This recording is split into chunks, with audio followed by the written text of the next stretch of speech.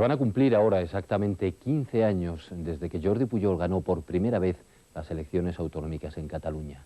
15 años ininterrumpidos en el poder, los últimos 11 además con una cómoda mayoría absoluta.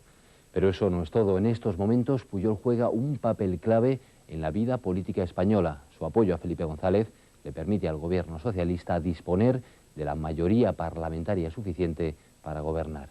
Frente a tirios y troyanos, con la tenacidad que le caracteriza, Pujol se ha convertido en el gran avalador del gobierno del PSOE, a pesar de que años atrás se sintiera perseguido y acosado por los socialistas. El reportaje que hoy les ofrecemos es un repaso al pensamiento político y a la vida de Jordi Pujol. A sus 64 años, muchos aspectos de esa vida continúan siendo relativamente desconocidos, incluso en Cataluña.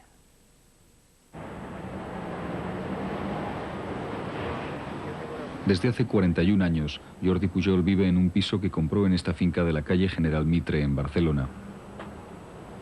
Nunca ha querido abandonar la casa donde vive con su familia. En los últimos 15 años, hace a diario este recorrido, desde su casa hasta la sede del Palacio de la Generalitat. Pujol es el presidente 115 de una institución cuyos orígenes se remontan a varios siglos atrás. Ha estat elegit president de la Generalitat el senyor Jordi Pujol. En 1980 sorprendió a todos al ganar las primeras elecciones autonómicas catalanas después de la muerte de Franco. En las 3 consultas anteriores, en Cataluña había vencido la izquierda. En aquella época yo estaba convencido que el primer gobierno de la Generalitat, después del periodo provisional de Tarradellas, estaría presidido por un hombre de izquierda. Y si se hubiera tratado de hacer una apuesta, yo hubiera apostado porque todas las cartas aparentemente las tenía un político, por otra parte, tan importante y tan digno como Joan Raventós. A través de la campaña me di muy claramente cuenta de que el resultado electoral no nos iba a ser positivo. En consecuencia, el resultado, la noche de las elecciones, para mí no fue una gran sorpresa. Nuestro eslogan en aquellas primeras elecciones fue el levantar Cataluña, aixequem Cataluña. Y decíamos, el hombre para levantar Cataluña. Y esto la gente lo entendía. Faltaba, diríamos, una persona que pudiera conducir esta operación, y en aquel momento Pujol se identificaba con ello. Y por eso tuvimos el resultado que tuvimos. La campaña electoral de marzo de 1980 estuvo fuertemente personalizada en la figura de Pujol. Su inesperada victoria abrió una nueva etapa en la vida política catalana. Él en cada elección siempre dice, voy a coger el Salakov y me marcho, ¿no? Pues en aquel momento se marchó definitivamente. Pero al final pues fueron unas elecciones bonitas, unas elecciones que no esperábamos el triunfo que tuvimos, la verdad.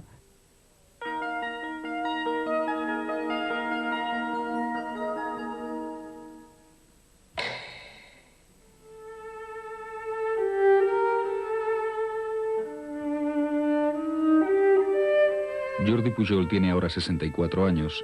Nació en Barcelona en el seno de una familia campesina acomodada por parte materna. La fuerte religiosidad de su madre, María, marcó los primeros años de la infancia del niño Pujol, al igual que los de su hermana, llamada también María. A los 16 años, Pujol empezó a militar en grupos religiosos de marcado signo catalanista. Yo conocí a Pujol el 45-46. Yo estaba ya en la universidad, formaba parte del grupo Torres y Bages, y si no recuerdo mal, Jordi aún era bachiller. Estaba a punto de entrar a la Facultad de Medicina y nos conocimos en el Torres y Bages. Era un grupo de orientación cristiana, católica y de carácter catalanista, que dependía o estaba bajo la protección de una asociación monserratina vinculada a Montserrat. Era un círculo de estudios, era también ir a enseñar catecismo en barriadas, era hacer visitas a enfermos en el hospital, luego unos círculos de estudios para el perfeccionamiento de uno mismo, dentro todo del ámbito espiritual. Y luego también se hacían salidas de chicos y chicas para ir a esquiar, para ir de excursión. En la cofradía, Pujol conocería a la mujer que resultaría esencial en su vida. Cuando lo conocí, él era cofrade mayor, o sea, es el que llevaba la parte de los estudios de los chicos, y había el cofrade mayor y la cofrade mayor. Entonces, los estudios eran divididos, eran de chicos y chicas, pero luego la acción era conjunta. Y yo pues siempre decía, uy, este es muy estudioso, es demasiado serio, no quiero saber nada con él. Y él fue el insistente y el que vino detrás. Un compañero común, que era Pedro Figueras, montó unos grupos de acción a los que tanto yo como Jordi colaboramos.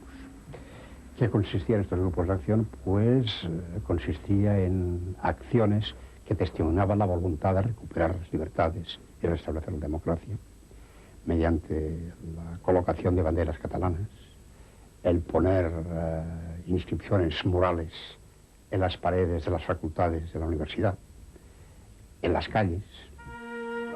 En 1949, Pujol hizo sus milicias universitarias en Segovia, donde juró bandera como alférez.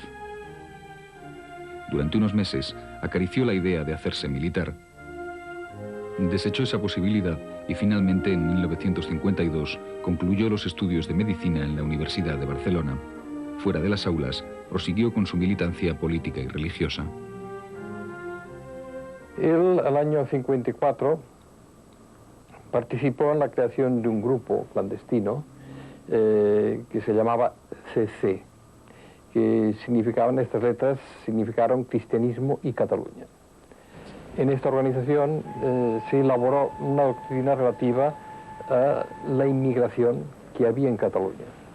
Y la expresión que luego se ha utilizado en alguna campaña electoral, que es catalán todo hombre que vive y trabaja en Cataluña, se acuñó en esa época, en un escrito en el que intervino principalmente Jordi Pujol. En 1956, poco antes de cumplir los 25 años, se casó con Marta Ferrusola. La boda se celebró en Montserrat y los casó el propio abad del monasterio benedictino. Fue muy bonita la ceremonia. Y luego en el banquete pues hubo muchos parlamentos y el novio también hizo su parlamento. Habló del compromiso con la Iglesia y con Cataluña y del porqué de este matrimonio, ¿no? El porqué. Porque cuando empezamos a tener relaciones, él me lo dijo que alguna vez quizás el país pasaría por encima de la familia. Y luego pasó por encima de la familia.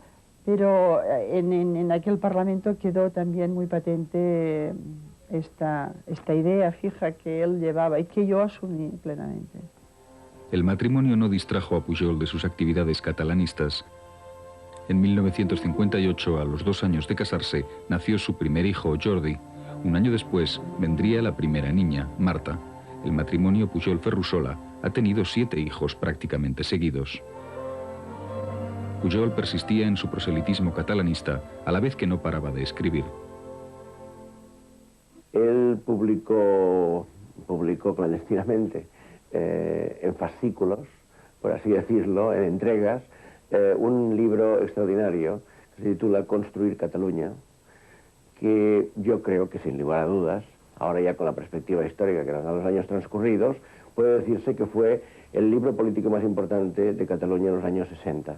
Pujol era una persona que hacía muchísimos papeles que entonces era, digamos, propaganda clandestina y eran papeles con bastante contenido y muchísimos folios. Yo recuerdo que muchas veces, muchas tardes, me dedicaba a repartir, llevaba el coche lleno de esta propaganda y además era una propaganda que no cabía en los buzones porque era tan gruesa, lo cual creaba unos pequeños conflictos a la hora de repartir.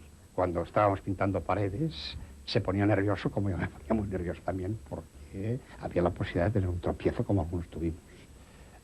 Pero no era unos nervios más allá de los nervios que sentíamos los demás. En junio de 1959, Luis de Galinsoga, director de La Vanguardia Española, voceó en una iglesia de Barcelona que todos los catalanes son una mierda. El hecho soliviantó a los sectores catalanistas en los que se movía Pujol. Mediante octavillas y hojas clandestinas, se organizó una campaña para boicotear al periódico y presionar a los suscriptores y a los anunciantes de La Vanguardia. Yo viví muy intensamente la campaña de Galinsoga, es decir, desde el primer papel hasta el último. Y entre los actos en que tomé realmente parte, pues hubo el rompimiento de los cristales del periódico La Vanguardia. También uno de los actos era ir a los kioscos, comprar vanguardias y romperlas en medio de las Ramblas. Y Pujol participó muy activamente en la redacción de los folletos, de los papeles. Actuamos conjuntamente en la campaña contra Galinsoga, que tuvo un gran éxito. Fue la primera campaña de tipo democrático y catalanista que consiguió un resultado, que fue la dimisión forzada del director de La Vanguardia en Barcelona. En febrero de 1960 el nombre de Galinsoga desapareció de la cabecera del diario. Franco lo había destituido. Barcelona, la gran urbe catalana, participa jubilosa en el 22º desfile de la Victoria, que pone en movimiento... Pujol había redactado muchas de las octavillas contra Galinsoga y tenía el contacto con el impresor que las imprimía, Francesc Pizón. El éxito de la campaña envalentonó a estos núcleos que prepararon una nueva acción. Pretendían además que coincidiera con la estancia de Franco en Barcelona. Se organizó un concierto en el Palacio de la Música. Los organizadores intentaron que se cantara el Cant de la Senyera, un homenaje a la bandera catalana. La canción fue prohibida y cuando parte del público empezó a entonarla, la policía detuvo a varias personas. Registraron los domicilios particulares de los detenidos. A mí me encontraron papeles de la campaña contra Galinsoga, encontraron algunos